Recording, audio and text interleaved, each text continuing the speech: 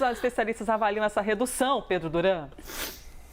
Elisa, vamos lá, vamos tentar falar um pouco sobre diesel usando esse gancho que a Rafaela bem colocou no que diz respeito ao transporte dos itens importantes para a indústria e para o comércio brasileiro, inclusive os brinquedos, porque como a Rafaela estava explicando, o transporte brasileiro é feito majoritariamente por via rodoviária, por caminhões, e os caminhões são abastecidos com diesel. Evidentemente, quando você olha na ponta o preço da bomba do diesel, a redução, ela nem chega a 16 centavos, ela é até um pouco menor do que isso. Mas já são algumas mudanças de valor no preço do diesel aqui no Brasil e quando somadas de grão em grão, o milho fica mais barato. O milho, inclusive, é um dos alimentos que é transportado majoritariamente por caminhões. Os especialistas com quem eu conversei, Elisa, veem a posição da Petrobras em reduzir o valor do combustível como coerente, porque de fato havia ali um gap para essa correção, para essa mudança de rota. Um gap que a Abicom, por exemplo, a Associação Brasileira dos Importadores de Combustíveis, falava em 32 centavos, ou 9% do valor, e que de fato agora foi alterado com essa mudança de patamar da Petrobras. Um dos conselheiros da Petrobras com quem eu conversei até elogiou, disse que a posição é correta.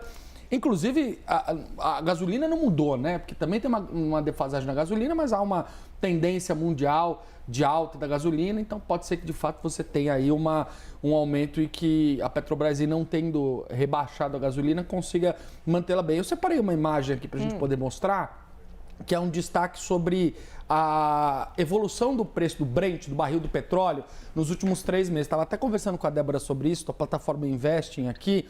Lá atrás, no começo de março, a gente estava com o Brent a 76 dólares, mais ou menos. É a moeda de venda do barril do petróleo. E ele foi caindo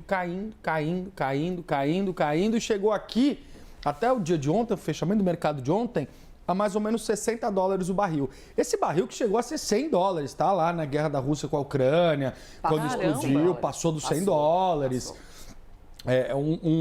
Estamos falando aqui de praticamente metade do que o petróleo já foi comercializado. E aí, a Rafaela já adiantou, mas enfim, para contextualizar as pessoas, isso tem a ver com aumento da produção de alguns países que fazem parte especialmente da OPEP+, ou seja, com mais produto no mercado, menos preço, você tem uma mudança no patamar de preço do petróleo. Tem a ver com uma expectativa do mercado de que a economia global desacelere nos próximos meses, então com menos industrialização, com menos comércio, com menos desenvolvimento, obviamente o petróleo é menos demandado e fica mais barato. Tem a ver com o final dos tempos mais gélidos, mais frios no hemisfério norte. O petróleo é usado como um combustível para calefação, né? No caso do diesel também, lá no hemisfério norte. Quando começa a esquentar lá para cima, e aqui embaixo também o preço do petróleo fica um pouco mais barato. Tem a ver com a guerra tarifária de Donald Trump com a China, que também é um elemento que faz com que você tenha menos confiança no mercado. E a consequência disso é que alguns atores importantes desse mercado global, Elisa, como JP Morgan, Goldman Sachs, já estão inclusive revendo as previsões deles para os próximos valores do barril de petróleo. Então, por isso, a gente teve uma redução no preço do diesel tida como coerente pelos especialistas.